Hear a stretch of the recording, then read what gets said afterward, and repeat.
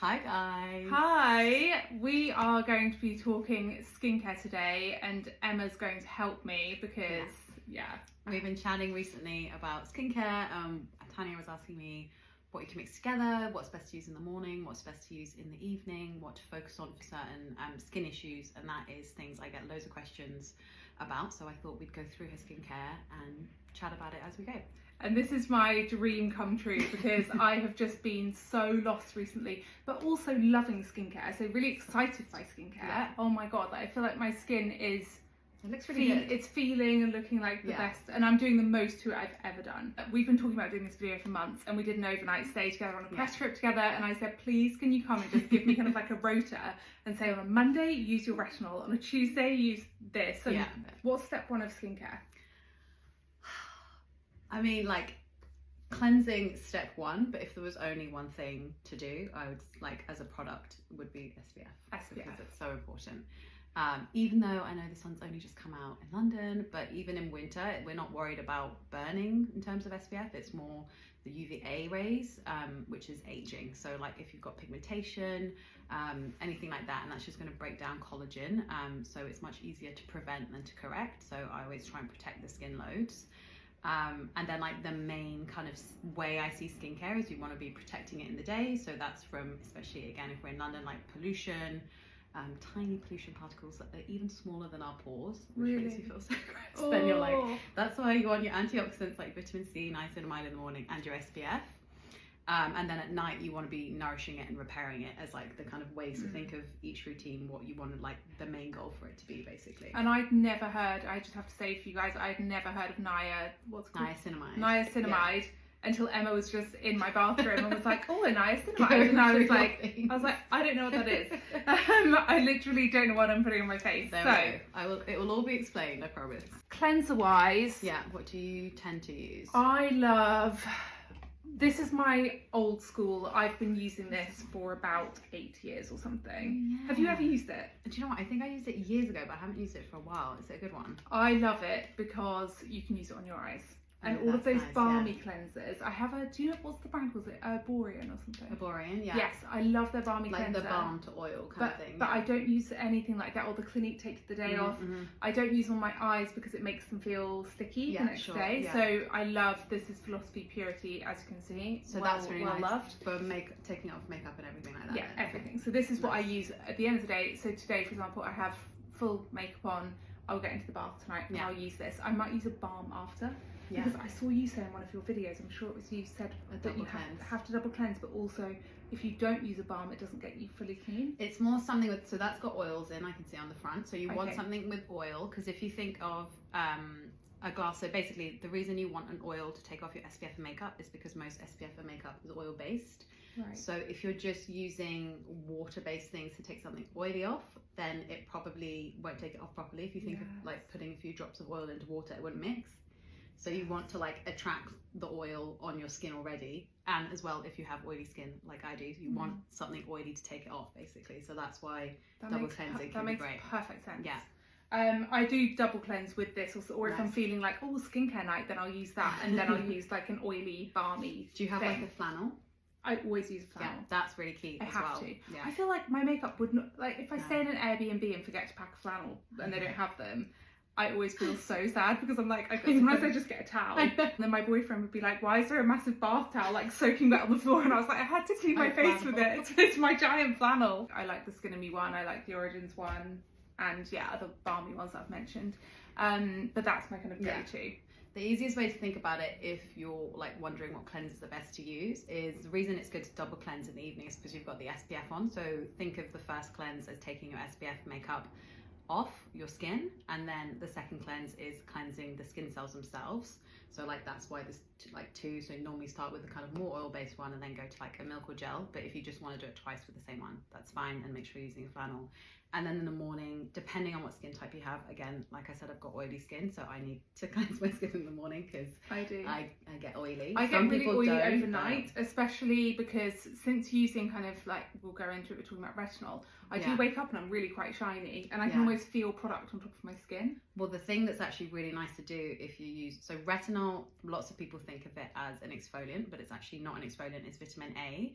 So it's an antioxidant. So antioxidants are vitamin A, which is retinol, vitamin B, which is niacinamide, and then vitamin C, which is obviously the one that we probably know the most out of all of those. But retinol is actually going to help cell turnover.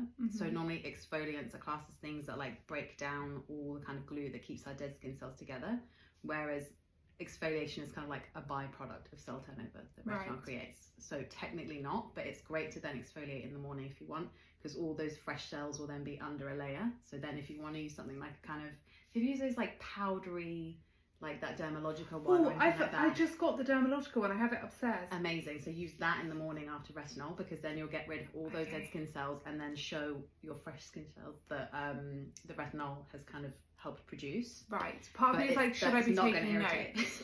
But also I can watch this video back. I can just watch this back and I'll sit with my notepad like, this is what I'm going to do. Because I have that Dermalogica and I don't use it at the moment because I'm like, really where does it fit into my routine? So morning routine, I can use the Dermalogica. How many times a week could I do that?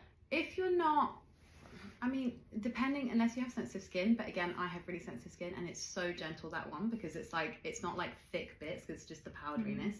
So it's little enzymes just eating away dead skin cells.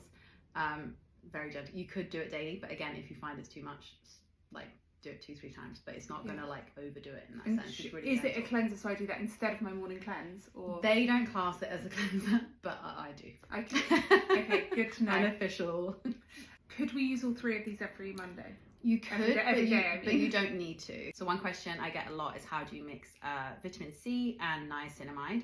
You don't need to be using both. If you want to alternate them every day, you absolutely can, but you don't need to. I would just pick one, whatever one is better for your skin. If you tend to have more breakouts or pigmentation, I would go for a niacinamide product, or you have a vitamin C. Neither is better. It depends on your skin, and that's kind of just your choice. Probably do vitamin C because I don't break out, and I've been using this for longer, and I haven't started using that. So maybe I'll take that out of circulation for a while. But you can use it at night if you want, if you weren't concerned about it, if someone else wants to add it in, but for the morning, or if I had a breakout, so maybe I'll save it in my kind of basket of products I'm not using this second kind of every day. So yeah, I would always go and like in with a vitamin C in the morning, and then you've got a very nearly empty hyaluronic acid. Yeah, I love this. I've gone through like 10 bottles. So this first or this first? So it's always thinnest to thickest. So no matter what ingredient, so if you had your vitamin C in a cream, you would apply that at the end. So it's not necessarily the strength, the kind of active of the skincare. It's more the consistency. Because if you're putting, say if you put a cream on and then you put serum on top, it won't get through. Think of that thick layer on the skin. Anything watery on top is just going to sit, and then you're just wasting your product. So thinnest to thickest, and this is the SkinCeuticals vitamin C. So this is like super watery. So I put really that on like cleansing. That. Yeah. See, I've been using that after this, which is more creamy gel. Is this like a gel moisturizer almost? Just because someone told me to put hyaluronic acid on first once, so that's why. If you want to like take, sometimes people say that if you want to soften the active, because that will basically slow down how fast it's absorbed. I don't want that. I want the active. If you want, so give it a go, but I would say vitamin C first, and then you're going to apply that after anyway, so they're going to kind of mix on the skin. Is this every single day? I do my I cleanse, then I do my vitamin C, hyaluronic acid, and then I'm going to line these up, and then I do moisturizer. Let's see what we've got here. And hyaluronic acid, just in case, just to cover all bases, isn't an active. It's actually just super hydrating. So think of it just like a glass of water. So hyaluronic acid can go with anything. Our skin is naturally acidic. People always forget this. So hyaluronic acid is an acid, but it's the same acidity as our skin. So our skin doesn't see it. So it's just acidic. I love that, a drink of water for your skin. It's so nice.